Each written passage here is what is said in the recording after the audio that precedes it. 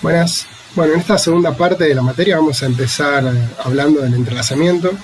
Es un concepto que ya discutimos un poco, que introdujimos en una de las primeras guías, ¿sí?, de la práctica. Pero aquí lo que vamos a hacer es hacer un estudio un poco más exhaustivo, no va a ser completo, ¿sí?, pero vamos a darles algunas ideas y mencionarles algunas cosas interesantes que probablemente en el futuro estudien con más detalle. Vamos a dedicar 3 clases a este tema. En la clase de hoy, la idea central, que es lo que vamos a ver al final de la clase, es mostrarles un ejemplo de cómo el entrelazamiento se puede utilizar como un recurso para realizar tareas que no podrían realizarse sin esta cantidad.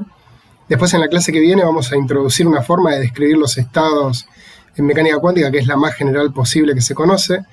Nosotros hasta ahora los estuvimos describiendo como vectores en un espacio de Hilbert.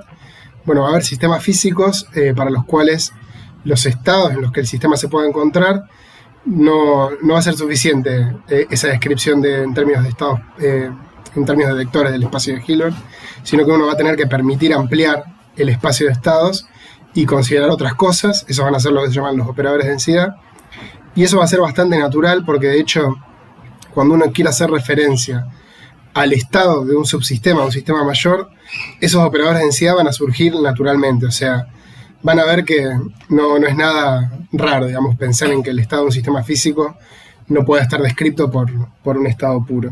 Y bueno, está un poco también asociado al entrelazamiento.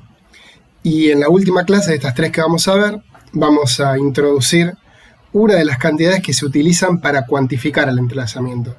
Hasta ahora, y lo que vamos a ver en estas primeras 2 clases, vamos a estar hablando del entrelazamiento en forma cualitativa. Vamos a decir si un estado está o no entrelazado. Bueno, en la tercera clase lo que vamos a hacer es poder distinguir o decir qué estados tienen más de este recurso que otros, qué estados están más entrelazados que otros. Y vamos a ver lo que se conoce como entropía de entrelazamiento, que permite cuantificar el entrelazamiento cuando el estado global del sistema es puro. Pero bueno, en la clase de hoy lo que quería empezar contando es esto de cómo usar el entrelazamiento como un recurso para hacer algunas tareas. Y antes de eso me parecía interesante introducir un tema que es divertido, que es el de máquinas imposibles y que está un poco relacionado con esto. Así que vamos a pasar a ver ese tema. Así que esta es la unidad 5, ¿sí?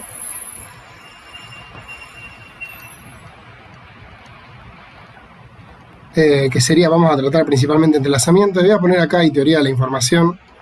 Si bien no vamos a tratar el núcleo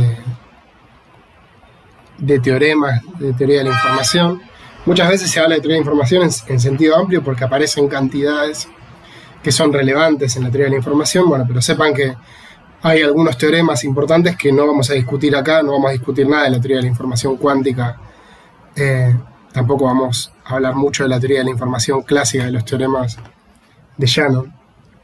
Pero todos estos temas están relacionados con eso, así que voy a poner esto así para que lo tengan presente. Bueno, antes de hablar de entrelazamiento, déjenme recordar qué era lo que habíamos dicho que era el entrelazamiento en mecánica cuántica. Para eso, recordemos el sistema que habíamos usado, que era un sistema de 2 electrones, ¿sí? Pensemos en un sistema compuesto por 2 electrones, ¿sí? Y vamos a suponer que estamos describiendo los grados de libertad asociados al spin de los electrones, ¿sí? Entonces, si estamos describiendo el spin de los electrones, nosotros sabemos que para cada uno de ellos, ¿sí?, tendremos un espacio de Hilbert cuya base tiene dimensión 2, ¿sí? Pongo 1, 2, porque los dos están descritos por el mismo espacio de Hilbert. Una base podía ser la base dada por los autoestados comunes a S cuadrado y a la proyección del spin en una dirección. Elegimos la proyección en Z. Nombramos así estos estados, ¿sí? Estos eran autoestados comunes a S cuadrado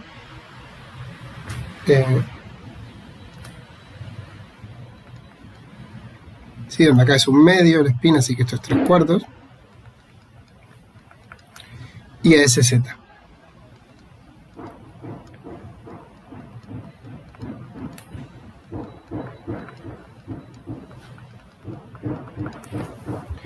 A veces estos estados los notábamos también así, con flecha para arriba o flecha para abajo. Sí, y una notación que es la que vamos a usar hoy, también está escrita en términos de ceros y unos, ¿sí? Hay que decidir por convención cuál sería el estado 0 o cuál el 1. Vamos a ponerle 0 a este y 1 al otro. Sí, porque básicamente tenemos un estado de 2 niveles, así que podemos nombrar a la base con 0 y con 1, que son 2 numeritos, ¿sí? Y este 0 y este 1 están asociados justamente a los bits, ¿sí?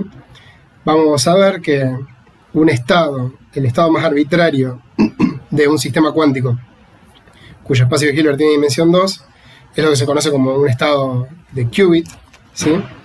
Y bueno, este 0 y este 1 están asociados a que en los qubits uno va a tener, o en los estados, digamos, cuánticos, uno va a poder codificar información. Cuando el sistema tiene dimensión 2, esa información que uno codifica la va a estar codificando en estados que van a ser una versión cuántica, ¿sí? De los estados de bits que pueden tomar 0 y 1. Y bueno, vamos a hablar un poco más de eso, pero por ahora es notación.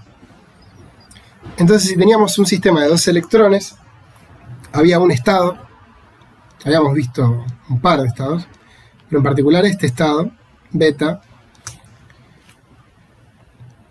que lo escribimos así.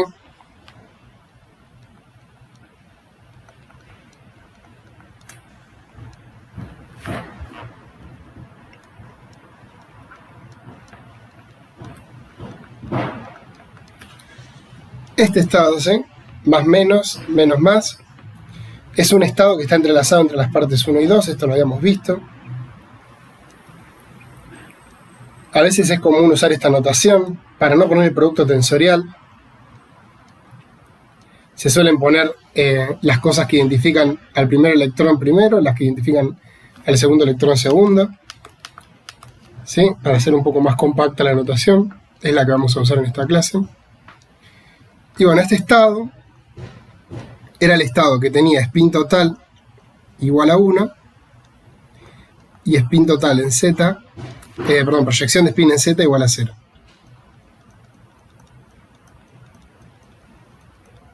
O sea, era un autoestado común a la suma al cuadrado del momento angular y a la proyección en z del momento angular total.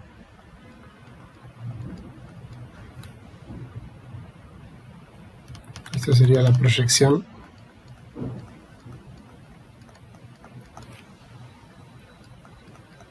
del spin total en z.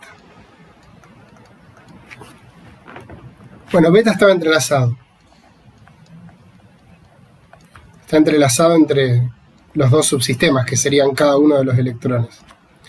Y esto es así, ya que no existían dos estados, Φ1 y Chi2, ¿sí? Cada uno en el Hilbert del asociado al electrón correspondiente, tales que beta se escriba como un producto tensorial de esos dos. Esto lo habíamos visto, creo que lo habíamos visto para el estado de singlete, el que tiene spin total 0 y proyección de spin total en z igual a 0, donde había un signo de diferencia acá, había un menos. Pero este estado, digamos, es análogo, también está entrelazado. Bien. Esta fue la definición que dimos de entrelazamiento para esta clase de estados, que vamos a ver la clase que viene, que son los que se conocen como estados puros, ¿sí? Es un conjunto del espacio de estados de un sistema. Ese conjunto va a ser más general, pero bueno, es lo que vimos hasta ahora. Bueno, dijimos que estaba entrelazado y no pudimos decir mucho más. La idea va a ser entender un poco mejor qué significa que esté entrelazado, qué es esa cantidad, qué podemos hacer con ella, si podemos hacer algo y cómo la podemos cuantificar. ¿Bien? O sea, sobre el final vamos a empezar viendo justamente un protocolo que nos va a permitir hacer una tarea particular, que es la tarea de teleportar a un estado, usando estados entrelazados. Pero bueno, antes de eso, tenía ganas de contarle un poco algo sobre máquinas imposibles, ¿sí? Como para hacer una introducción a este tema de entrelazamiento y teoría de la información. Lo que voy a contar lo pueden leer con mucho más detalle en un artículo que les voy a poner acá, que se llama Quantum Information Theory and Invitation.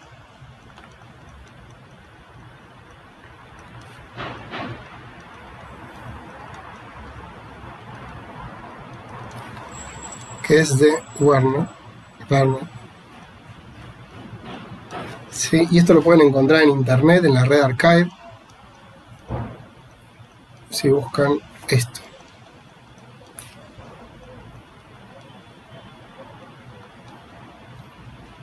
Sí, acá lo pueden encontrar, el PDF, en forma libre. Básicamente esto es un capítulo de un libro que es una colaboración de distintos capítulos que envían distintos autores. Y bueno, este capítulo es bastante introductorio, da un pantallazo general de la teoría de la información cuántica y de cómo se puede utilizar el entrelazamiento para hacer algunas cosas, además de cómo cuantificarlo. Así que es lo primero que vamos a ver. El mensaje que quiero dar acá, voy a hacer un esquema, es que hay una serie de máquinas que no pueden existir, ¿sí? Y esas máquinas tienen una jerarquía, en el sentido de que uno puede probar que si uno lograra ver que una de ellas existe, con esa se puede construir todas las otras que voy a escribir. Así que lo que vamos a ver acá es cómo uno podría hacer eso, como si existiera una de ellas, uno puede construir las otras, ¿ok? Y bueno, me van a creer que esa no existe. Sin embargo, hay una parecida a esa que voy a contar ahora, que es el teleportador sin entrelazamiento, que sí va a existir, que es el teleportador asistido por entrelazamiento. Ok, entonces, las máquinas imposibles de las que vamos a hablar son el teleportador sin entrelazamiento,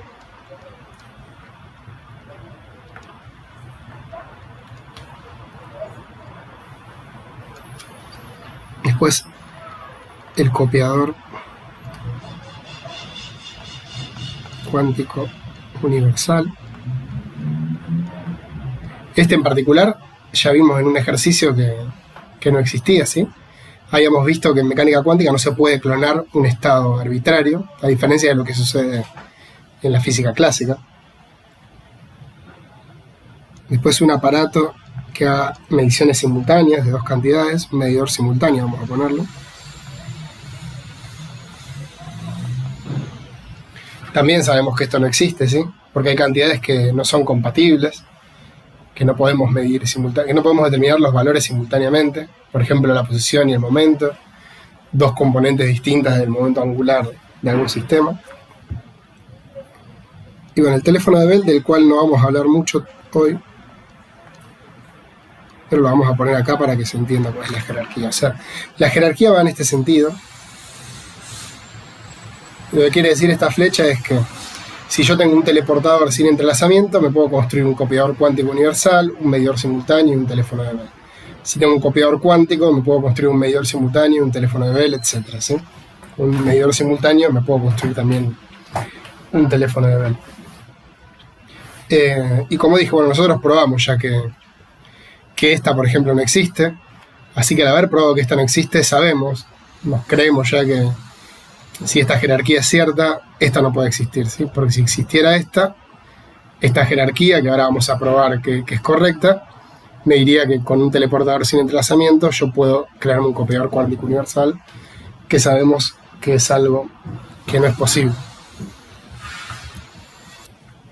Así que bueno, empecemos describiendo lo que sería un teleportador sin entrelazamiento y después vamos a probar esta jerarquía.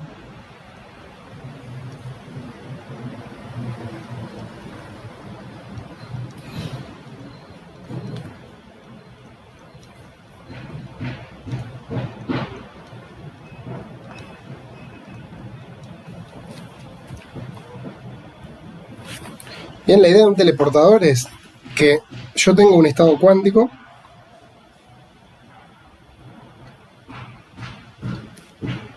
¿sí? Cuando hable de estado cuántico o información cuántica, voy a usar una flecha ondulada siguiendo lo que se hace en ese review.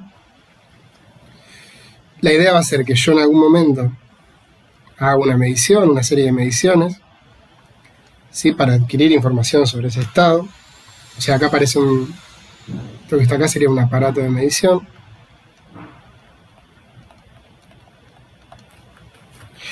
Que esa información que yo saqué, sí, que es información clásica. Cuando yo mido una cantidad y determino, por ejemplo, un momento angular, obtengo un numerito. Bueno, que esa información yo la transmita de forma clásica, o sea, que la envíe, por ejemplo, por un teléfono. Cuando aparezcan líneas rectas, no onduladas, voy a estar hablando de información clásica, ¿sí? De estados clásicos. Que la transmita de forma clásica. Que esa información se use como input de un aparato de preparación de estados cuánticos, ¿sí? Un estado cuántico en general uno lo prepara así. Uno en general lo que hace es hacer mediciones de algún observable, ¿sí? Y en base a decir qué valores uno quiere que tenga el estado definidos para ciertos observables, uno construye el estado que uno quiera, ¿sí? Por ejemplo, si uno quisiera un estado de spin en la dirección Z con proyección positiva, lo que tendría que hacer es medir el spin en Z hasta obtener el autovalor positivo. Después de eso uno sabe que automáticamente, inmediatamente después, el estado se encuentra en esa proyección de spin, ¿sí? Es el estado más. Entonces, bueno, estamos siendo genéricos acá, estamos pensando que esos datos, ese flujo de información clásica que yo recibí, me va a servir como input para ponerlo en un aparato de preparación del estado. Y bueno, la idea es que acá, a la salida, uno obtenga, voy a decir, el mismo estado. Cuando digo el mismo estado, me refiero, digamos, en el sentido estadístico, de que yo no pueda distinguir el estado que sale acá del estado inicial que entra acá, que no pueda distinguir lo que sea indistinguible estadísticamente, o sea, haciendo mediciones, ¿sí? Así que la idea de lo que sería un teleportador sin entrelazamiento es esto, es básicamente hacer que este estado, que es arbitrario, si yo lo hago pasar por un aparato de esta forma, de medición, que hace que la información clásica sea lo que se transmite, después entra un aparato de preparación que me prepare nuevamente el estado. Esto sería un teleportador si acá yo puedo obtener un estado que, como dije recién, sea el mismo en el sentido estadístico, ¿sí? Que sea indistinguible de fin estadísticamente. Bien. Esto sería la idea de cómo uno querría construirse un teleportador. Y bueno, esta máquina no es posible, ¿sí? No existe. No voy a mostrar eso ahora, pero ustedes ya saben que no existe, van a saber que no existe, mejor dicho, cuando veamos que esta jerarquía es cierta. Lo que vamos a hacer en cambio justamente es ver eso, es ver cómo con un teleportador sin entrelazamiento, si esto realmente se pudiera hacer, uno podría construir un copiador cuántico universal y uno podría construir también una máquina que permita hacer mediciones simultáneas de dos observables. Así que vamos a ver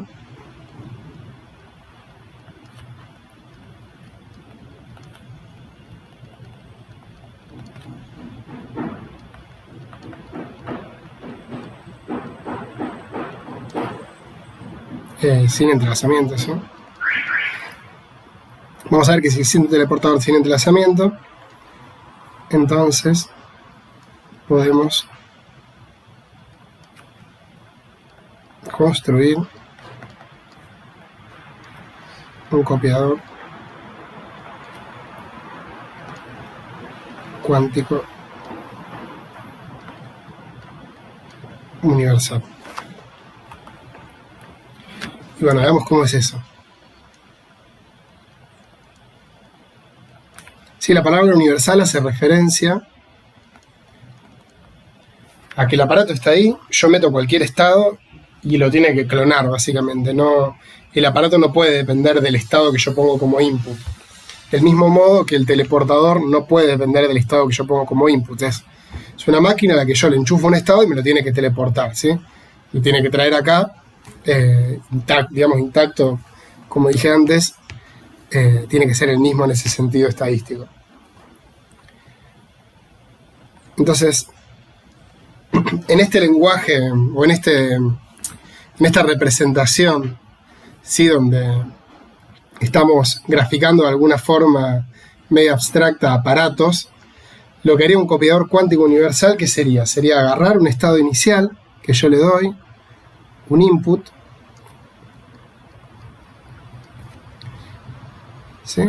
Que ingresa al copiador, que lo llamo como una cajita con C, y lo que tiene que hacer eso simplemente es a la salida darme dos estados ahora iguales al... Sí, déjenme poner acá igual, como dije antes, en el sentido estadístico. Eso es lo que uno esperaría que haga un copiador cuántico universal si existiera. Bueno, imaginemos que tenemos el teleportador.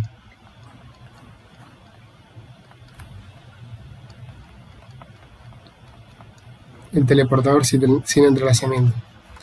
Si tenemos el teleportador, fíjense que lo que podemos hacer es lo siguiente. Primero graficamos qué es lo que hace el teleportador. Agarra el estado, ¿sí? Lo mete, o sea, el estado se mete en un aparato de medición, se genera información clásica que de alguna forma uno espera que me determine completamente el estado, y esa información, como dijimos, va a parar a algún dispositivo que prepara un nuevo estado cuántico, que con esa información es suficientemente bueno como para reproducirme el estado. Esto sería el teleportador que vimos antes, que lo podríamos representar en forma sintética con una T a todos estos puntos, pero vamos a dejarlo así porque va a ser conveniente. ¿Por qué va a ser conveniente? Porque fíjense que si uno tuviese un teleportador de esta forma, sin entrelazamiento, en esta parte que está acá, cuando sale información clásica, o sea, cuando salen numeritos determinados de información que me permite caracterizar a este estado una vez que se hizo la medición, esta información que sale acá es clásica, ¿sí? O sea, los estados que salen acá son clásicos. Y en mecánica clásica los copiadores existen. Si uno tiene, por ejemplo, un papel, lo quiere fotocopiar, lo puede fotocopiar, ¿sí? Fíjense que la fotocopiadora no depende de lo que uno haya escrito en el papel, ¿sí? La fotocopiadora es universal, ¿ok? No le va a importar qué escribimos, si hicimos un dibujo, si somos buenos o no dibujando, siempre va a agarrar y va a hacer la copia. Entonces, a diferencia de la mecánica cuántica, en la física clásica los copiadores existen. O sea que esta información clásica que sale acá, yo sí la puedo copiar. ¿Bien? O sea, yo puedo agarrar y puedo hacerme una copia de esta información clásica y simplemente hacerla pasar por el mismo preparador de estados que me producía este estado cuántico. Me va a dar lo mismo. ¿Ok? Todo esto que está acá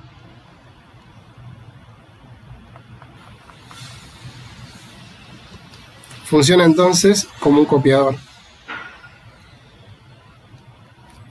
¿Sí?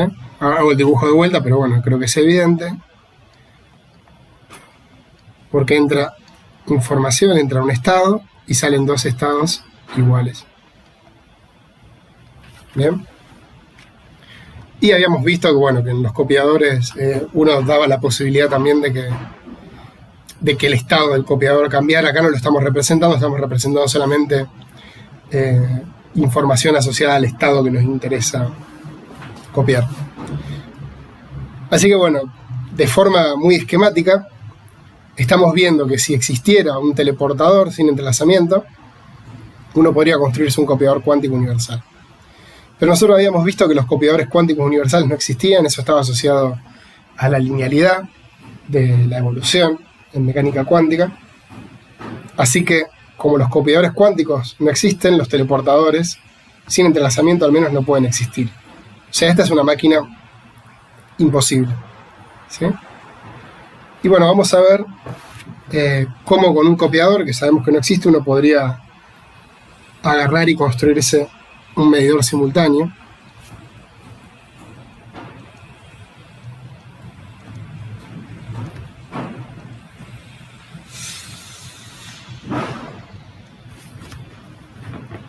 Un medidor simultáneo, ¿qué es lo que haría? Recibiría un estado, ¿sí?, que al entrar a esta máquina, que vamos a nombrar así, es una máquina que mide simultáneamente un observable A y un observable B.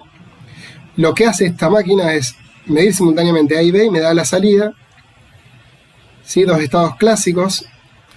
O sea, la información referida al resultado de la medición de A y la de B. Bien, mide simultáneamente dos observables. Nosotros, como dije antes, ya sabemos que esto no existe. Sabemos que hay cantidades que son incompatibles, como por ejemplo el momento y la posición. Y bueno, fíjense que si uno tuviese un copiador, uno podría fabricarse un medidor simultáneo de la siguiente manera, porque vamos a escribir acá, con un copiador.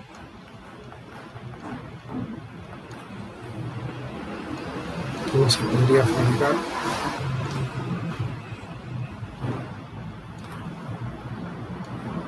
Un medidor simultáneo.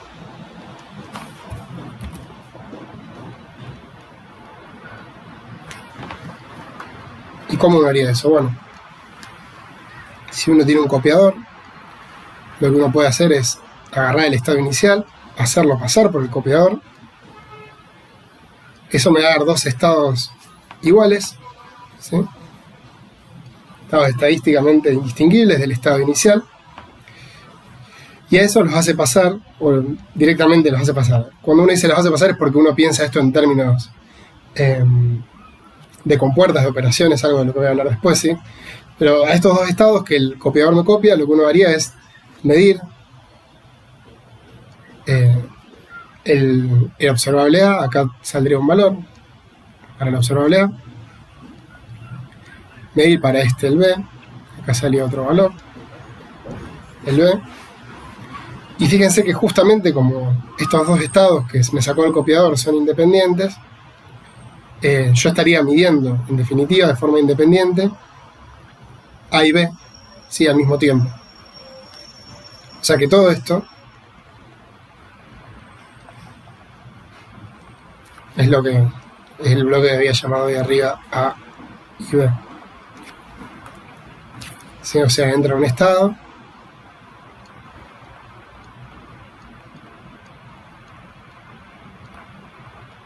y sale un output de información clásica, ¿sí?, con los valores simultáneos para los observables A y B. Como dije antes, esto no existe, sabemos que uno no lo puede hacer.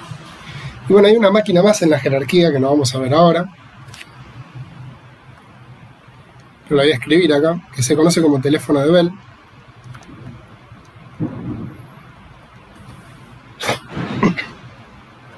Esto, si lo quieren leer porque están ansiosos, está en la sección 3.3 del artículo ese que les recomendé al comienzo de la clase de hoy. No la vamos a mencionar ahora porque quiero esperar a que Gastón hable de desigualdades de Bell. Hay algo puesto en un ejercicio de la práctica sobre eso. La forma de ver cómo uno podría construir un teléfono de Bell es similar a la derivación de una de las desigualdades de Bell, así que no lo vamos a ver todavía. Pero bueno, básicamente un teléfono de Bell lo que permitiría es que si tenemos dos personas, ¿sí?, Alice y Bob, siempre las llamamos A y B, que en algún momento estuvieron compartiendo historias, ¿sí?, o sea, están entrelazados, y lo que permitiría hacer un teléfono de Bell es que si Alice se separa de Bob demasiado y Alice hace algo sobre su parte del sistema, sobre la parte que se llevó del sistema, imaginen que Alice y Bob tenían cada uno un electrón que estaban entrelazados. Alice se llevó su electrón, Bob se llevó el otro, ¿sí?, de manera de que separaron las partes espaciales del electrón, o sea, la función de onda espacial de cada uno de los electrones, sin alterar la parte de spin, o sea, el estado de spin queda inalterado, queda entrelazado. Bueno, lo que permitiría hacer un teléfono de Bell es transmitir información a través de una medición que hace Alice. O sea, Alice hace algo en su laboratorio, nosotros sabemos ya que Alice haga algo en su laboratorio va a afectar el estado de spin del electrón de Bohr, ¿sí? Por el entrelazamiento. Pero bueno, el teléfono de Bell lo que permitiría es transmitir información con esa operación. Eso no va a ser posible, y creo que comentamos ya que básicamente este tema, digamos, de transmitir información de esta forma no sería muy distinto a pensar que Alice y Bob, en vez de llevarse un electrón, o sea, algo que está descrito por leyes de la mecánica cuántica, se llevan una pelota cada uno. O sea, tienen una caja, imagínense, con dos pelotas, una negra y una blanca. Y cada uno se lleva una de las dos pelotas lejos. No ven qué pelotas se llevan hasta que están muy lejos. Alice abre la caja y encuentra que la pelota es negra. Y entonces sabe automáticamente que Bob tiene la pelota blanca. Pero bueno, eso no se puede utilizar para transmitir información. Bueno, el teléfono de Bell, que es una máquina imposible que justamente plantea eso, que ese proceso en el cual Alice hace algo sobre su parte permita transmitir información, no existe. Pero bueno, lo vamos a charlar un poco más adelante, o lo van a ver en el ejercicio. Vamos a esperar a ver primero desigualdades de Bell. Así que, bueno, esta es la primera parte. Quería comentar esto porque me parecía que es divertido para empezar a hablar de estos temas. Empiezan a aparecer estos gráficos en los que uno representa de alguna forma información, estados físicos, máquinas. Y ustedes ya saben que, bueno, al principio no pensaría de qué me sirve que una máquina no exista, ¿no? Pero bueno, ustedes saben, ya conocen máquinas que no existen, de termodinámica, por ejemplo, las máquinas de movimiento perpetuo, y saben que hay aplicaciones, ¿sí? En particular, para este tipo de máquinas que vimos ahora, hay aplicaciones, por ejemplo, en criptografía, ¿sí? Si uno sabe que hay ciertas cosas que no se van a poder hacer, como que no se va a poder copiar un estado cuántico, uno va a poder usar esa información, ¿sí? Por ejemplo, si uno quiere transmitir información cuántica y sabe que esa información no se va a poder copiar, y uno tiene un canal de información en el cual Alice le manda algo a Bob, un mensaje cuántico, y quiere que ese mensaje no se vulnere, el hecho de saber que alguien en el medio no va a poder copiar ese estado, ¿sí? Sin verlo, de manera de llevarse una copia del estado y que la otra llegue a Bob inalterada, ¿sí? Sin que Bob se entere de que pasó algo, es algo útil. De por sí, parte de la criptografía usa este tipo de cosas, por supuesto, tratando todo este tema con más detalle. Pero bueno, esto es para hacer una pequeña introducción. Estas máquinas no existen, pero hay una máquina que sí existe, que es una máquina que lo que hace es teleportar un estado cuántico, ¿sí? Y se dice que está asistida por entrelazamiento. O sea, no es como la que vimos acá arriba, como esta que tenemos acá. Va a requerir básicamente que los observadores, ¿sí? Que las personas que están teleportando los estados, la que manda el estado y la que va a recibir el estado, ¿sí? Teleportado, hayan tenido historia común, hayan estado entrelazadas en algún sentido. Vamos a ver que si uno tiene eso, o sea, si uno tiene ese entrelazamiento, un teleportador sí puede existir. Así que bueno, los invito a que hagan una pausa, que revisen todo esto bien, ¿sí?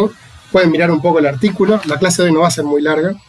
Cuando estén bastante convencidos de esto, seguimos. Bien, bueno, si esta primera parte de máquinas imposibles se siguió, vamos a ver ahora cómo se utiliza el entrelazamiento como un recurso para hacer algunas tareas.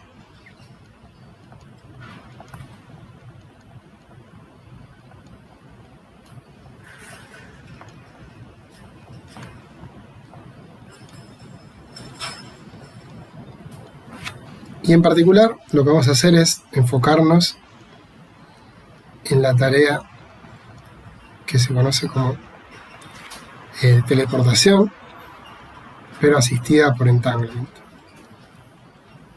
Entanglement es el inglés de entrelazamiento, o entrelazamiento es el español de entanglement. Este este protocolo para hacer teleportación de un estado cuántico arbitrario, ¿sí? Desconocido, usando el entrelazamiento. Se les ocurrió a varias personas. Voy a poner un par, bueno, no, vamos a poner todos, total, no es tanto. Bennett, Brassard, para hacerle honor, porque es algo muy copado. Creo que fue una de las primeras cosas que sorprendieron bastante, relacionadas con todo este tema de teoría de la información.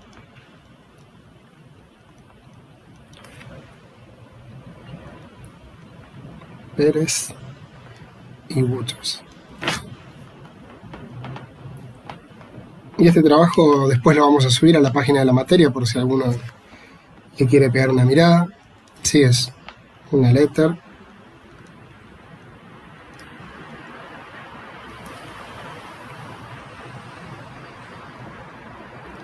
De 1993. Fíjense qué tarde nosotros hablábamos de el desarrollo de la mecánica cuántica, ya digamos a un nivel axiomático, del 33, alrededor del 33 ya estaban los axiomas, 33, 34, los axiomas de Dirac von Neumann. O sea, ya se conocía toda la estructura matemática de la mecánica cuántica, pero bueno, como les mencioné en algún momento, todo el estudio de la mecánica cuántica desde el lado de la teoría de la información fue muy posterior, y también el estudio de cómo utilizar esta característica que aparece solamente en los sistemas cuánticos, que es el entrelazamiento.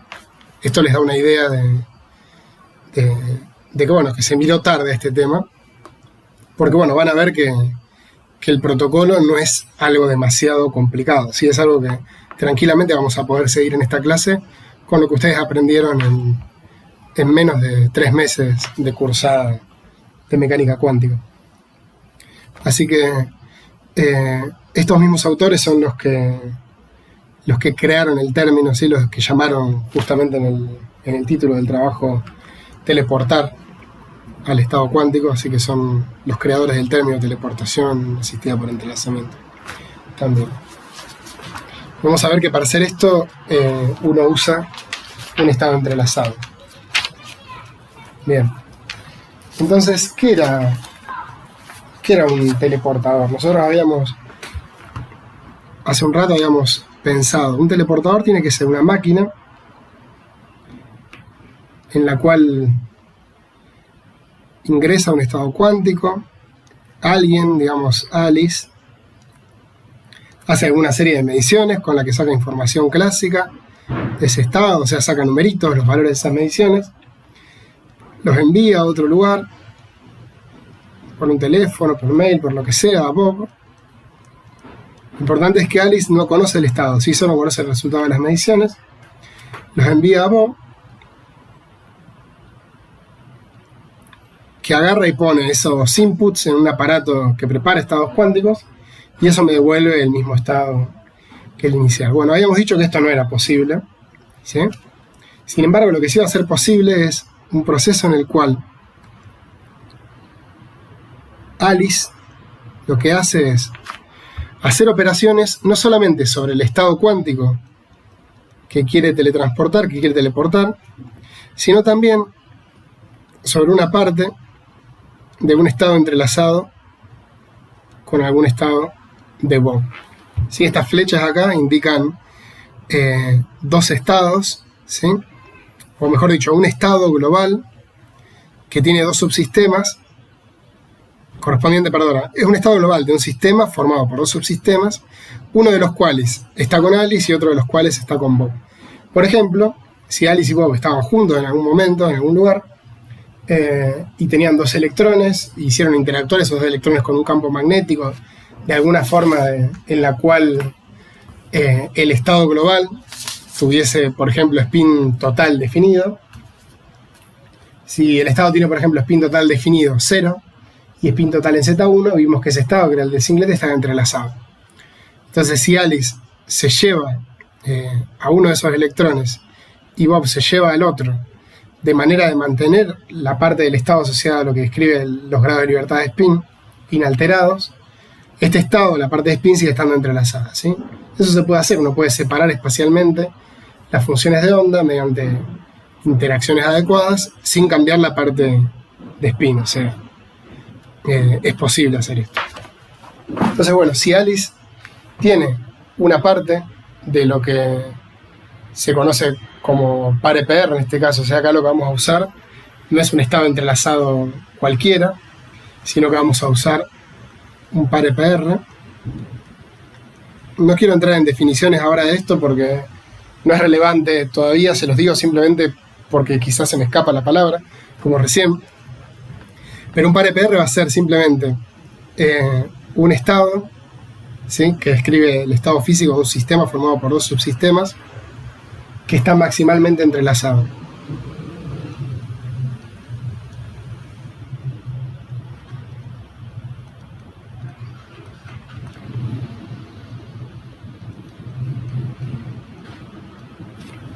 Bien.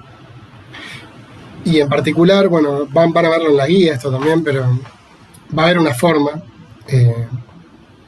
calculando la matriz de densidad reducida, que va a aparecer la clase que viene a uno de estos subsistemas, de decir que un estado está maximalmente entrelazado. Y más adelante, en la tercera clase, vamos a ver que estos estados que están maximalmente entrelazados tienen el valor más alto posible de la entropía de entanglement, que justamente es una cantidad que va a medir entrelazamiento. O sea, todo esto va a cerrar.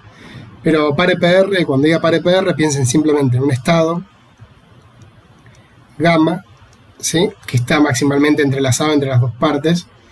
Esto significa que tiene entrelazamiento máximo, en algún sentido que vamos a definir después. En este caso, piensen que el estado, por simplicidad, es este,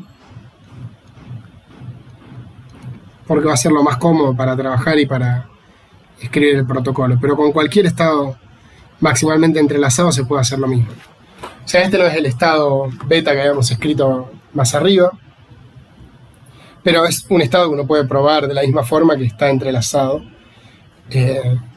entre las dos partes, ¿sí?, entre ahí. Entonces, la idea es que Alice va a contar entonces con un estado inicial que va a ser un estado desconocido para ella, que es psi, o sea, este sería el estado a teleportar.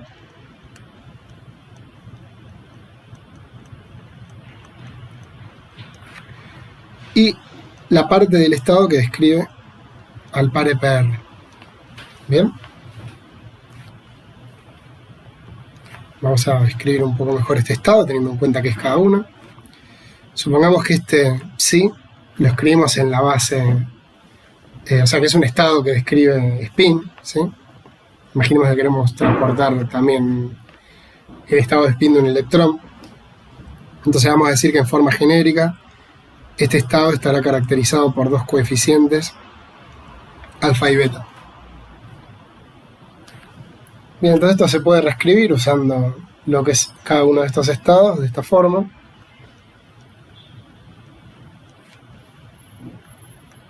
Simplemente haciendo distributiva.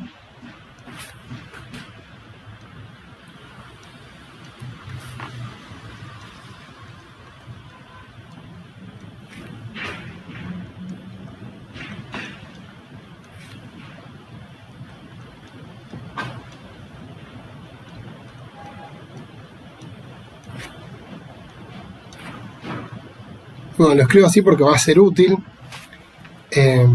tenerlo en esta forma, porque la idea, ¿cuál es? La idea es que Alice está separada de Bob, entonces las cosas que va a poder hacer Alice son las cosas que puede hacer en su laboratorio, ¿sí? Y ella tiene básicamente acceso a observables o operadores de evolución, puede hacer operaciones cuánticas sobre los estados que ella tiene, ¿sí?, sobre las partes que ella tiene. O sea, la idea es que Alice va a poder actuar de forma local sobre el estado que quiere transportar, ¿sí?, que es lo que va a aparecer en la primera parte. Fíjense que un término arbitrario de esta expresión va a tener la forma x y z, ¿sí?, donde x y z pueden tomar 0 o 1. Esta parte de x, que es lo primero, es lo que está asociado al estado psi, el estado que uno quiere teleportar. La segunda, a la parte del par EPR que se llevó Alice. y la tercera al electrón del par EPR que tiene Bob. ¿Okay? Voy a omitir los productos tensoriales para que sea lo más clara posible la notación. Pero tengan en cuenta que el orden indica a qué subsistema me estoy refiriendo. ¿Okay? Entonces, como decía, la idea va a ser mostrar que hay operaciones que Alice puede hacer sobre las partes que ella tiene, ¿sí? De manera de que después de hacer alguna medición, ella le va a mandar información clásica a Bob, le va a mandar algunos numeritos, y Bob va a poder, haciendo operaciones sobre las partes que él tiene, reconstruir o hacer que el estado aparezca, que el estado psi aparezca en su laboratorio. Bien. Entonces, por un lado, hay algo que me tienen que creer. Pero es algo que pueden charlar con gente, en particular del grupo de cuántica, que trabaja mucho en estas cosas. Cuando uno tiene un estado de qubit, ¿sí? Describe, por ejemplo, las polarizaciones de un haz, que fue algo de lo que vimos en algún ejercicio, algunos de los primeros ejercicios de postulados. Básicamente, uno a ese haz, a las polarizaciones de ese haz en el laboratorio, le puede aplicar cualquier transformación unitaria. O sea, uno puede hacerlo evolucionar con cualquier transformación unitaria que se le ocurra. Hay formas de agarrar y en el laboratorio hacer cualquier operación cuántica que esté representada por un operador unitario sobre el sistema, ¿sí? Muchas veces esas operaciones se las llama operaciones cuánticas y se representan desde una visión computacional en términos de compuertas, pero son simplemente matrices unitarias, en este caso que estamos trabajando con espacios de Hilbert de dimensión finita.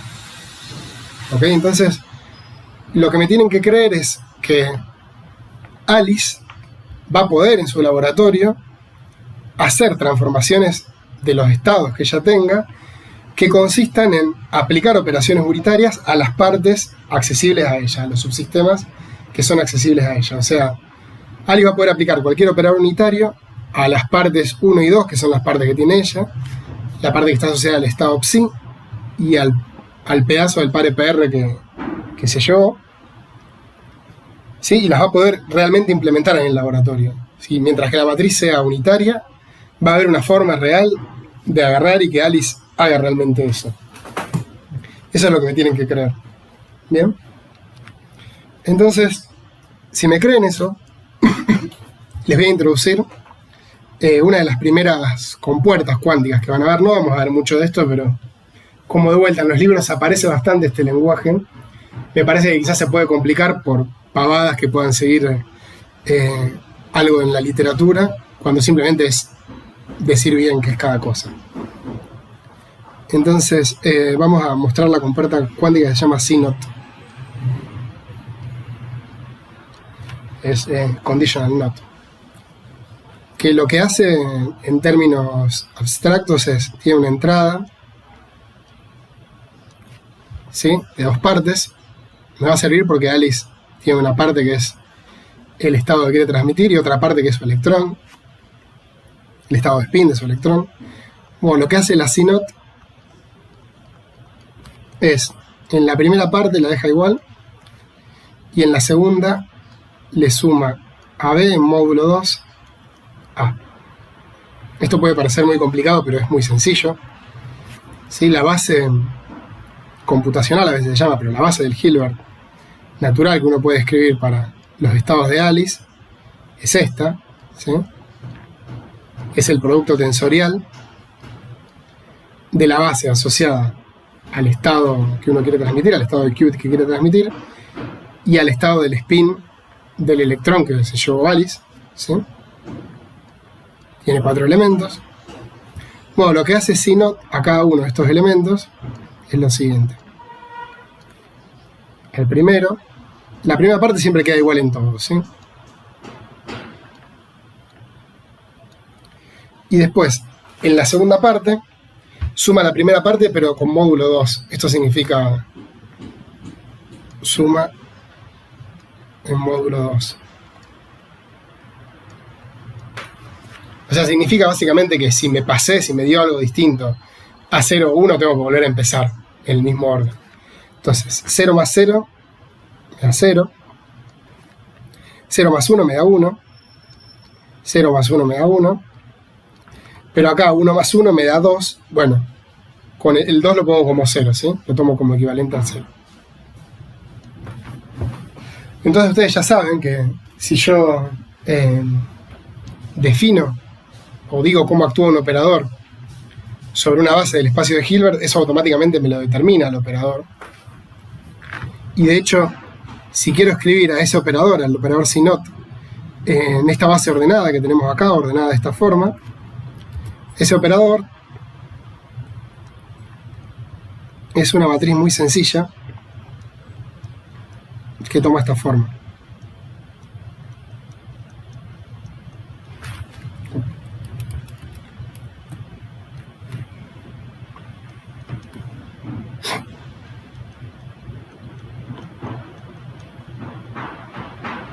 Sí, mezcla estos dos estados, los dos estados del final que tenemos acá. Esta matriz que está acá es unitaria, ¿sí?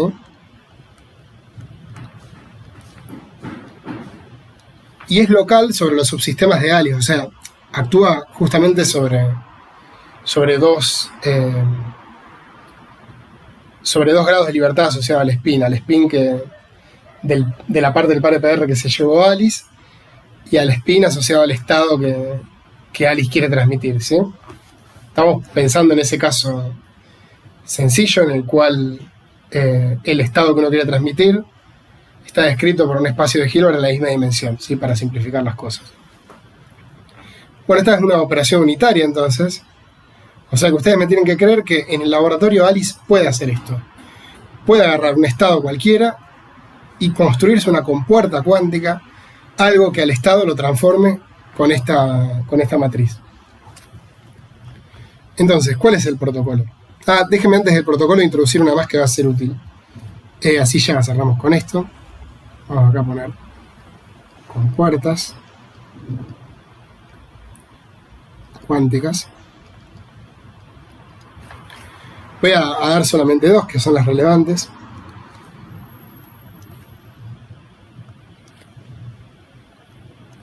La otra es la de Hadamard.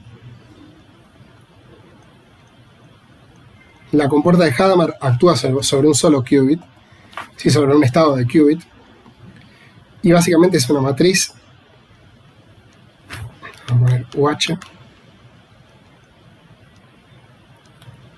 De esta forma.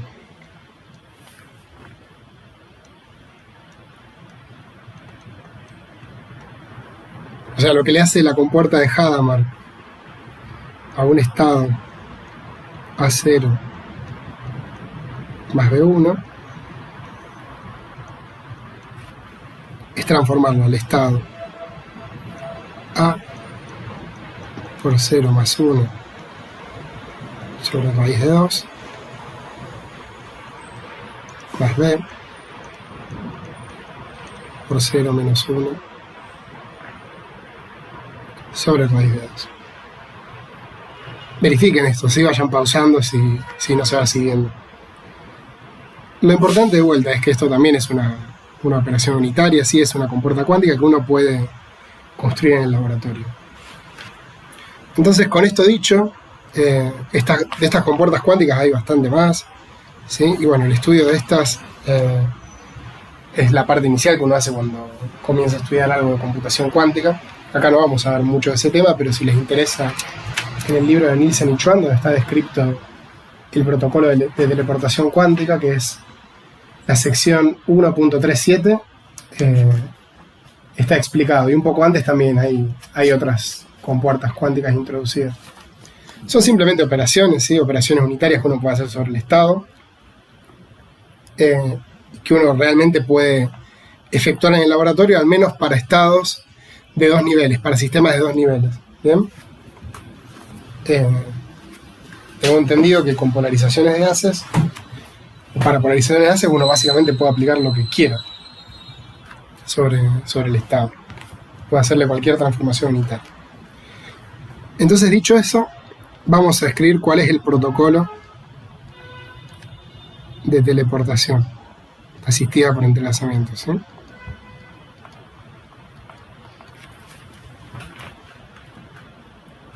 Entonces, el protocolo consiste. Alice tiene sí el estado que quiere transmitir, que quiere teleportar, y tiene su parte del par EPR. Bueno, lo que va a hacer es, primero,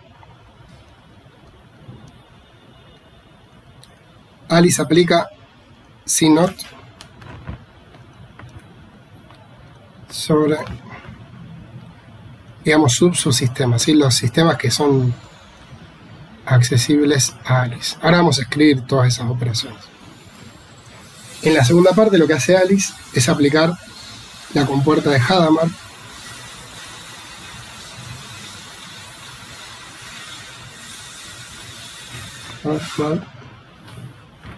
al primer qubit, o sea, la parte asociada al estado que uno quiere teleportar. ¿Bien? Y bueno, la idea es que después de hacer eso, Alice mide cierto observable, vamos a poner mide, obtiene ciertos resultados y se los envía a Bob. O sea, mide algunas cosas y le dice cuál fue el resultado de la medición que obtuvo a Bob. Y lo que hace Bob es elige qué operación cuántica, ¿sí? Local, qué le tiene que hacer a los estados a los cuales él tiene acceso, de acuerdo a los resultados que le da Alice,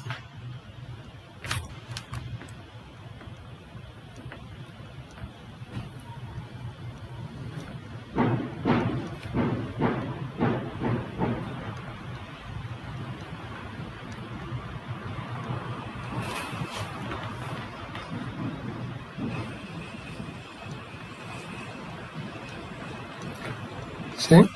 De manera de obtener el estado sí. Ahora vamos a escribir cómo se hace este protocolo, sí, cómo se va transformando el estado al que tiene, o sea, cómo se va transformando el estado del sistema a medida que Alice va haciendo operaciones locales, qué sucede o qué puede suceder cuando Alice hace mediciones, y qué es lo que tiene que hacer Bob, en definitiva, simplemente teniendo en cuenta la información clásica que le manda Alice, para agarrar y reobtener el estado psi, hacer que el estado psi aparezca en su laboratorio. Bien, entonces, este es el protocolo dicho con palabras. Veamos qué sucede con el sistema. Habíamos dicho que el estado inicial del sistema era I, que era 1 sobre raíz de 2, alfa 0, 0, 0 más 1, más beta 1, 0, 0 más 1.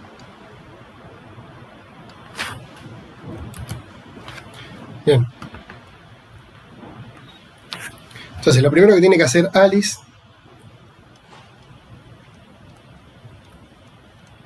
es aplicar la compuerta CNOT, ¿sí? Hay formas de demostrar cómo se pueden hacer estas compuertas planteando, digamos, evoluciones dinámicas del sistema. Hay algunos trabajos que quizás después subimos a material adicional donde se comenta esto. No los vi con mucho detalle, imagino que tienen bastantes cuestiones técnicas asociadas a detalles experimentales, pero si les interesa los pueden mirar un poco mejor. Bueno, ¿qué pasa entonces si Alice aplica CNOT? El estado del sistema va a cambiar, ¿sí? Cambia, digamos, a psi1. ¿Y cómo va a cambiar? Bueno, lo que tenemos que ver es qué era lo que le hacía la compuerta CNOT, a estos estados de la base del Hilbert. Sí, básicamente los que tenían un 0 al comienzo no cambiaban, quedaban iguales, y los que tenían un 1 al comienzo cambiaban el segundo qubit, ¿sí? Fíjense que Alice está operando sobre los dos primeros qubits de los 3 que aparecen acá. O sea, está operando sobre este y sobre este, ¿sí? Así que, digamos, en esta parte que está acá, acá sería el 00, acá sería el 01, acá sería el 10, no el 00, ¿sí? Recuerden que a lo que tiene acceso Alice es a los dos primeros qubits de los 3, que corresponden a la parte del estado que quiere teleportar y a la parte del estado asociada al par EPR, a la parte del par EPR que se llevó, a la mitad del par EPR que se llevó.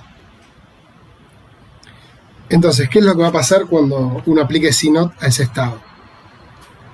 Bueno, este factor va a quedar acá. Acá me va a haber comido así un corchete. A ver si lo puse arriba. Sí, arriba está. Bien. Entonces, ¿qué sucede si Alice aplica CNOT? Bueno, esto va a quedar igual. Sí, porque al 00 me lo deja igual. Y al 01 me lo deja igual también, así que acá me va a quedar 1, 1. ¿Sí? Pero después, estos que tienen un 1, en los que el primer qubit es un 1, el segundo qubit va a cambiar de valor. Si es 0 va a ser 1 y si es 1 va a ser 0. Así que, en este caso, el segundo qubit es 0, así que va a pasar a ser 1. Y el tercero es el de Bob. Alice no le puede hacer nada, porque está haciendo cosas en su laboratorio, ¿sí? Y bueno, a este, el primer qubit era 1, el segundo es 1, entonces va a cambiar a 0. Y el tercero, que sigue siendo el qubit del par EPR que se llevó Bob, queda igual, ¿sí? Alice no le puede hacer nada. Está haciendo operaciones en su laboratorio. Bien, Alice hace eso entonces, y después de hacer esto, lo que hace es aplicar la compuerta de Hadamard, hace una operación que modifica solamente el estado asociado al primer qubit.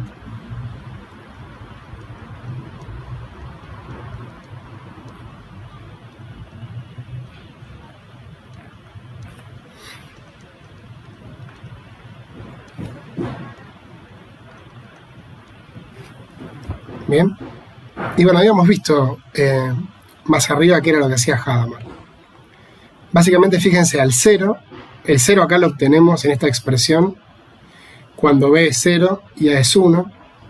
Al 0 me lo va a mandar a este estado, mientras que al 1 me lo va a mandar a este estado. Bien. Entonces, por cómo está escrita esta expresión, es fácil ver qué es lo que va a hacer la compuerta de Hadamard, porque el primer qubit es este o es este, ¿sí? O sea, la compuerta de Hadamard me va a cambiar este estado, me lo va a llevar a este, a un psi2, que es 1 sobre raíz de 2, alfa, ahora queda 0. No sé por qué puse ahí arriba. Ah, ya sé por qué. Bien. Acá me queda un 1 sobre raíz de 2 afuera. Tenía un 1 sobre raíz de 2 afuera. Y cuando aplique Hadamard al 0 me va a dar 1 sobre raíz de 2 dividiendo. Así que los voy a juntar a esos 1 sobre raíz de 2. Y voy a poner un medio acá afuera. Acá también va a ser un 1 sobre raíz de 2, así que ya lo puedo sacar. Entonces la compuerta de Hadamard me va a dar alfa 0 más 1. Sí, esta parte la deja igual porque la compuerta de Hadamard actúa sobre los dos primeros, perdón, el primer qubit.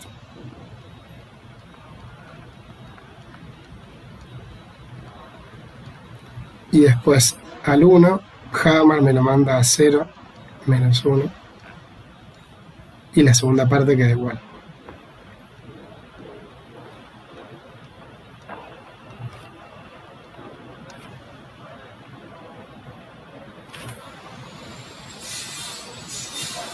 Bien, este es el estado después de que Alice hace esas operaciones cuánticas. Bueno, y este estado lo vamos a reescribir. Lo podríamos haber hecho desde el comienzo, pero era más fácil tenerlo así para aplicar las compuertas. Este estado ahora lo vamos a reescribir un poco mejor, separando explícitamente la parte del estado de Bob, o sea, dejando lo de Alice y lo de Bob por separado, bien separado. Entonces, esto va a ser un medio. Pongamos primero los estados para los cuales Alice tiene 0, 0. O sea, fíjense, los 2 qubits de Alice están en 0, 0 cuando multiplico esto por esto. Bien. Y después hay uno más, que es cuando multiplico este por este. Fíjense, el primero está en 0, el segundo está en 0, el tercero está en 1, que es el de Bob. Entonces, bueno, simplemente lo puedo escribir también y que ustedes hagan la cuenta. Pero estoy separando la parte de Alice y Bob de una forma concreta. Si saco esto, la parte de Bob acá me queda alfa por 0, mientras que acá, en este término que habíamos dicho que era este con este, la parte de Bob me queda beta por 1.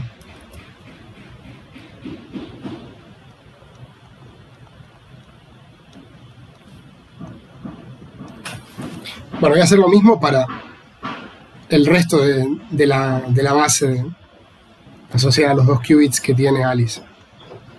Para el 0, 1 me va a quedar el estado de Bob en alfa por 1 más beta por 0. Si 0, 1 es este estado, es este y es este, entonces Bob queda en alfa por 1 más beta por 0. Y bueno, los otros los voy a escribir, aprovechen y fíjense si están entendiendo todo, revisen si les da bien. Revisen bien porque puedo tener algún error, siempre me puedo equivocar al copiar, así que cualquier cosa nos escribe. Si no estoy haciéndolo mal, me da alfa 0 menos beta 1,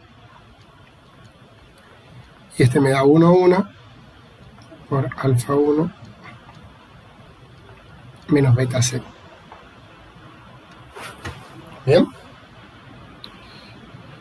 Fíjense que en esta combinación lineal aparecen cosas sospechosamente muy parecidas al estado que uno quiere teleportar. De hecho, acá en esta parte, este estado que está acá es justamente el estado que uno quiere teleportar, ¿sí?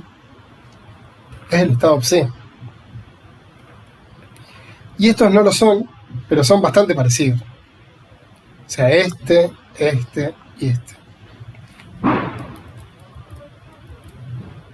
No por nada lo escribí así. Bien, bueno, entonces, ¿qué era lo que seguía en el protocolo? Lo que seguía en el protocolo era que en algún momento Alice lo que tenía que hacer era agarrar y levantar el teléfono y decirle algo a Bob, mandarle un mensaje. Ese mensaje es clásico y ese mensaje Alice lo va a poder transmitir después de que hace mediciones, ¿sí?, sobre el sistema al que tiene acceso y saca numeritos de esas mediciones, saca resultados. Entonces, ¿qué es lo que tiene que hacer Alice? Bueno, Alice lo que tiene que hacer es agarrar y medir algún observable que tenga como autoestados estos estados que tenemos acá, ¿sí? Y que estos estados estén no degenerados para el observable, o sea, que no tengan el mismo autovalor para ese observable. Alice tiene que medir algún observable para el cual estos estados sean autoestados con distinto autovalor.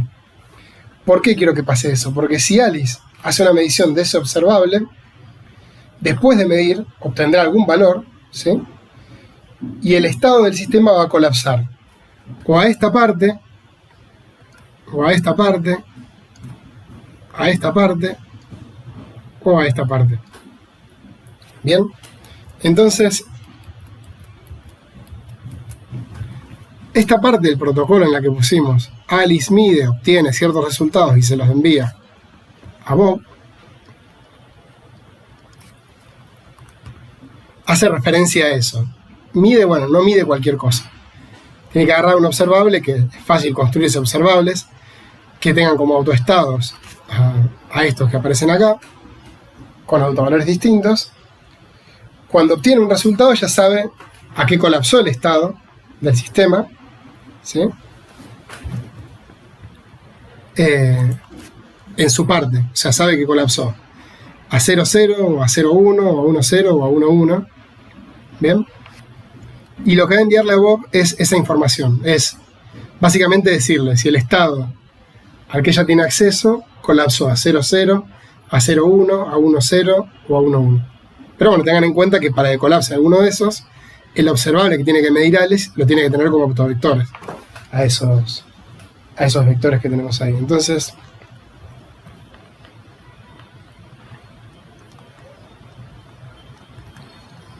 voy a poner simplemente mide, pero entiendan qué es lo que está midiendo, ¿sí? Un observable que tiene como autoestados a estos vectores que aparecen acá con distinto autovalor.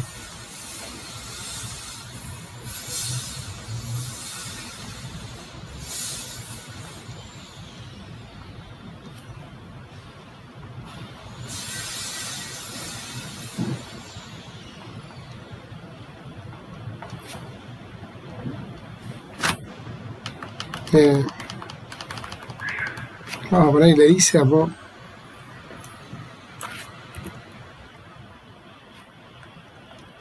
si obtuvo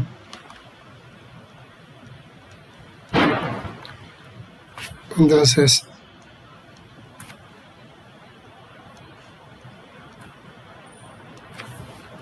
le dice a Bob si obtuvo 0,0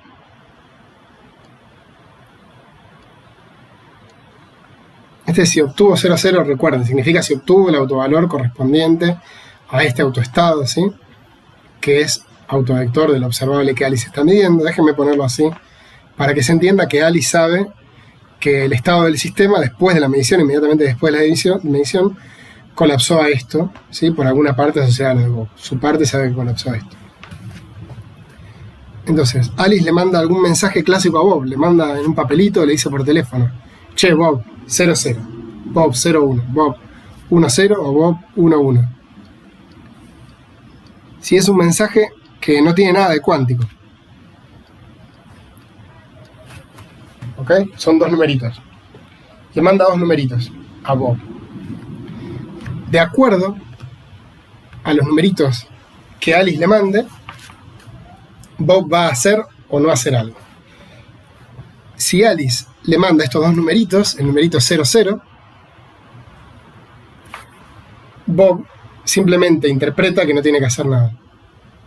O sea, si le manda 0,0, Bob no hace nada. Y fíjense que Bob no hace nada porque el estado, si Alice después de medir obtuvo el 0,0, el estado global colapsó a esto. Sí, sin el un medio porque tiene que estar normalizado. Colapsó esto que está acá, o sea que el estado es un estado separable ahora, ¿sí? Es el estado que tiene Alice, producto tensorial, el estado de Bob, y el estado de Bob es justamente el qubit que uno quería teleportar. ¿Ok? Cuando Alice le dice a Bob 0,0, Bob no dice nada, no hace nada, y sabe que lo que tiene ahí es el estado que envió Alice, o sea, ahí hubo teleportación del estado. ¿Bien?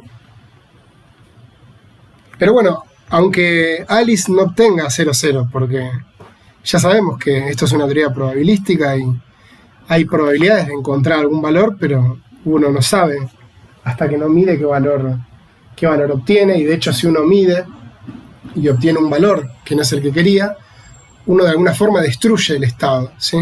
Hace colapsar el estado. Así que esto, para decir que es un protocolo de teleportación, tiene que funcionar para cualquiera de los resultados que haya obtenido Alice. Y bueno, fíjense, si por ejemplo Alice obtiene el 0,1, a ver, vamos a hacer el 1,0 primero, que es más fácil.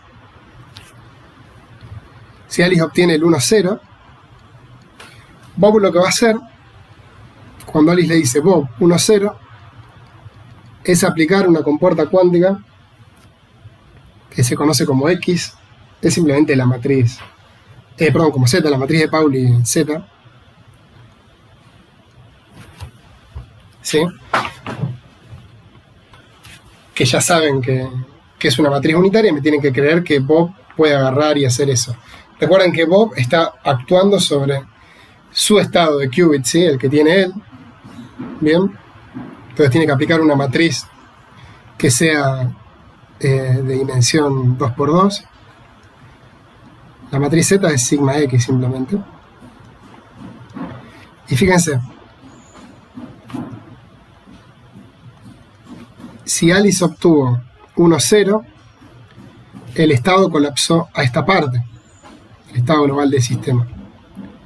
Entonces, si Bob aplica la operación Z, ¿sí?, que es esta matriz, a este estado, cuando yo le aplico Z, cambia al estado alfa, perdón, quedó mal, alfa por 0 más beta por 1, que es justamente el estado psi. ¿Sí? Y recuerden, esto que está acá es una transformación unitaria. Créanme que Bob puede en su laboratorio hacer estas cosas, ¿sí?, sobre los estados de qubits, sobre los estados de polarización de un láser, lo que sea que está representando ese estado de qubit, lo que sea que es el sistema de 2 niveles que tiene Bob. ¿Ok? Bob no está haciendo nada sobre lo que está en el laboratorio de Alice, no puede hacerlo. Está haciendo transformaciones locales, ¿sí? Está haciendo cosas sobre el electrón del par EPR que se llevó. ¿Sí? ¿Ok? Entonces Bob hace eso, se puede hacer. Después de que lo hace, ¿sí?, obtiene el estado inicial. O sea que, sin saber lo que hay ahí, Bob agarra, lo hace pasar por una compuertita o lo mete en algún aparato y eso le devuelve el estado inicial. O sea, acá se teleportó el estado. Bueno, si Alice obtiene alguno de los otros resultados, hay operaciones que también puede hacer Bob para obtener al final el estado psi. Y les voy a dejar que lo verifiquen. En este caso, si Alice obtiene 0, 1, lo que tiene que hacer Bob es aplicar X, que es simplemente la matriz sigma X, ¿sí?, la matriz de Pauli sigma X. En ese caso se obtiene, ¿sí?, también se obtiene el estado psi. Y si Alice le dice a Bob 1, 1, lo que tiene que hacer Bob es aplicar primero X y después Z. Se aplica primero X y luego Z. Y si hace eso, reobtiene el estado psi inicial. Sí, fíjense, si Alice obtiene 0, 1, el estado colapsó a esto, o sea que el estado de Bob es esta parte que tenemos acá.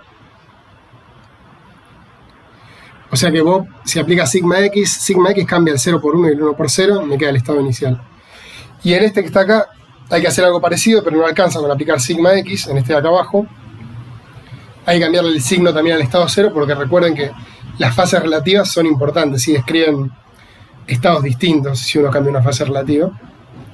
Esa fase relativa se la cambia uno con la matriz de Pauli en Z. ¿Ok? Bien, entonces, en todos los casos,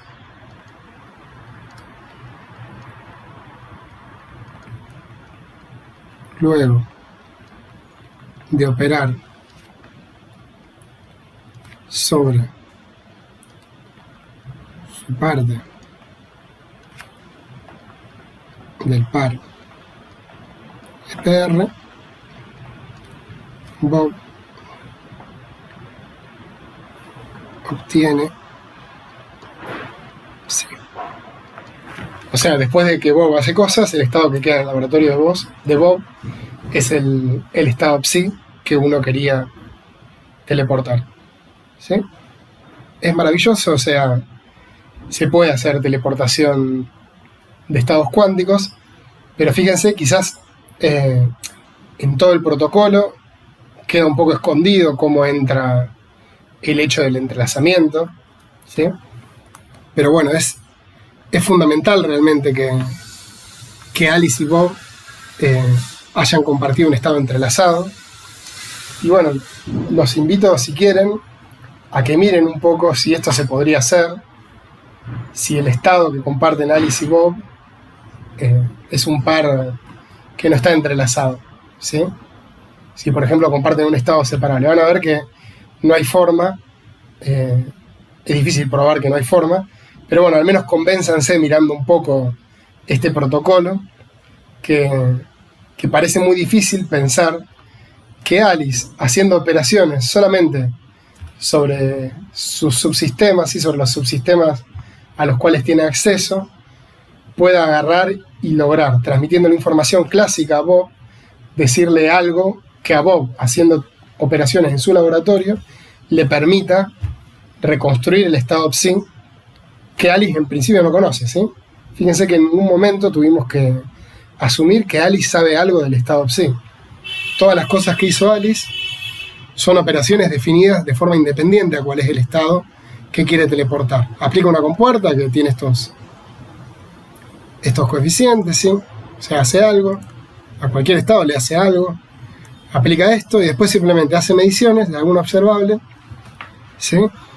Que conoce de entrada y de acuerdo a los resultados le envía un mensajito a Bob por teléfono o por carta o por lo que sea, por mail. Carta queda un poco viejo ya para esta época, pero bueno, si se tardó hasta 1992 para descubrir este protocolo, cuando la cuántica estaba bastante desarrollada en el 30 y pico, perdónenme que siga diciendo yo cartas cuando el email apareció hace no tantos años, en comparación al menos. Así que bueno, me parece que es un protocolo muy lindo, es un protocolo de vuelta donde el entrelazamiento es realmente un recurso que uno está utilizando. Quizás no queda tan transparente, pero me parece que se pueden creer que es fundamental esto de que el estado esté entrelazado para poder hacer esta operación. Y bueno, esta es solamente una de las aplicaciones que tiene el entrelazamiento, ¿sí? La teleportación cuántica asistida por el entrelazamiento es una de las aplicaciones. Ya habrán escuchado en todos lados el tema de la computación cuántica, ¿sí? O sea, básicamente uno entiende que la información se codifica, ¿sí? Se almacena y se transmite utilizando dispositivos, materiales, sistemas que responden a las leyes de la física. Así que no es para nada extraño pensar que si se descubrieron nuevas leyes de la física, las leyes de la mecánica cuántica, esas leyes van a tener inferencia en justamente toda la teoría de cómo se almacena, se transmite la información, ¿sí? Bueno, pensando en esas ideas, se desarrolló la teoría cuántica de la información, que tiene un par de teoremas que son centrales, que probablemente, no sé con cuánto detalle, pero algo de eso probablemente vean en la materia de termo avanzada, sí, que se está dando en este semestre. Y bueno, es una teoría muy rica, ¿sí? La teoría de la información cuántica. Y relacionado con todo esto se desarrolló también la computación cuántica, ¿sí? Que es pensar básicamente si usando sistemas físicos cuánticos para almacenar información y para hacer tareas de computación, uno puede agarrar y resolver tareas en menor tiempo. Sí, no tareas imposibles, porque uno tiene las ecuaciones de la mecánica cuántica, así que con una computadora que tiene en su casa uno puede simular las leyes de la mecánica cuántica, ¿sí? Así que en principio, si podemos resolver las ecuaciones dinámicas de la mecánica cuántica con una computadora clásica, podemos simular los resultados, ¿sí? O sea, los problemas que clásicamente no son resolubles, tampoco lo van a hacer utilizando computadoras cuánticas. Pero lo que sí uno puede ver es que hay ciertos problemas para los cuales los algoritmos que utilizan el hecho de que uno tiene un sistema cuántico reducen considerablemente la complejidad en la resolución del problema. Básicamente bajan el tiempo de resolución de manera drástica. Y el primer ejemplo, uno de los primeros ejemplos que se trató es el el algoritmo de factorización de Shor, ¿sí? Que es básicamente un algoritmo para encontrar la factorización de un número. Lo que uno puede ver es que usando una computadora cuántica, ¿sí? Uno puede bajar el tiempo de resolución del algoritmo de factorización, que en general es exponencial con el número. Si uno quiere factorizar un número n, el tiempo que se tarda es proporcional a la exponencial de n. Bueno, usando una computadora cuántica, ese algoritmo pasa a tener un tiempo que es, en vez de exponencial, polinomial. O sea, eso realmente es una reducción drástica del tiempo, y algo tan sencillo como eso tiene mucho impacto en distintos campos. Por ejemplo, usar el algoritmo de factorización de forma muy simplificada, y no es que esto se utilice para hacer criptografía, hay algoritmos mucho más complicados, pero una forma, por ejemplo, de hacer criptografía sería que el banco, básicamente, cuando yo quiero entrar, me dé un número y me pida los factores primos, ¿sí? Es justo el tema de la factorización, es un problema para el cual encontrar el resultado, ¿sí? Encontrar los factores primos dado un número, es un problema que es difícil de resolver. Sin embargo, si a uno le dan cuáles son los factores primos, computacionalmente es fácil verificar si efectivamente esos son los factores primos, ¿sí? Porque simplemente uno tiene que hacer una operación de multiplicar los números y ver que efectivamente uno reconstruye el número n como multiplicación de los números que me dieron. Entonces, este tipo de problemas en los cuales resolverlo es difícil, pero verificarlo es fácil, son ideales para pensar en hacer criptografía, para pensar en básicamente hacer un sistema que proteja información. Entonces decía, si el banco, por ejemplo, para entrar me pide cuáles son los factores de este número n, que es un número enorme, si yo no soy la persona que tiene acceso a la clave, que serían los números primos, ¿sí? Me va a ser muy difícil en general agarrar un número n arbitrario y sacar los factores primos. Voy a tardar muchísimo tiempo en hacerlo. Mientras que si yo los conozco y pongo esos factores primos, el banco rápidamente puede agarrar y puede multiplicarlos y ver si es correcta o no la respuesta, ¿sí? O sea, es un problema que permite generar un sistema que es difícil de vulnerar, ¿sí? Es difícil de corromper. Si yo no conozco la solución, me va a costar mucho tiempo encontrarla, y más me va a costar si el número es mayor. Y si la conozco, al banco le cuesta casi nada o muy poco frente a ese otro tiempo verificar que efectivamente la solución es correcta. Bueno, si imaginemos que un banco usara esto, no lo usan, sí usan otros protocolos, pero si un banco usara esto, y yo ahora agarré y me fabriqué una computadora cuántica que lo que hace es reducirme drásticamente la complejidad que tiene este problema de factorización, esos protocolos que tenía el banco pasan a ser vulnerables, ¿sí? Porque quizás con una computadora cuántica yo puedo bajar el tiempo en el cual puedo vulnerar el sistema a un tiempo razonable, que sea realmente lograble en la vida de una persona, ¿sí? Entonces, ya ven como algo tan sencillo como esto tiene aplicaciones también en el área de criptografía, ¿sí? Y bueno, que justamente trata con verificar o proteger la transmisión de información, hacerla lo menos vulnerable posible a la intermisión que pueda tener algún tercero. Bien. Y bueno, todo el tema de la computadora cuántica, como dije, es algo que se ha estado desarrollando mucho tiempo.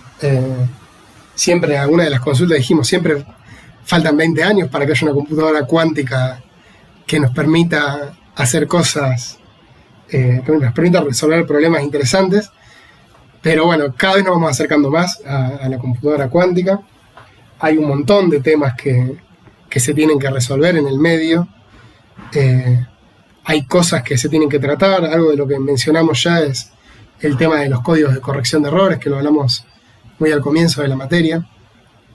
Así que clásicamente uno, cuando hace computación, o bueno, para corregir errores cuando uno transmite información, uno clásicamente puede copiar la información, mandarla muchas veces y si se perdió algún mensaje, el receptor lo que tiene que hacer es, por ejemplo, hacer un voto mayoritario, es decir, bueno, el mensaje real es el que aparece más veces.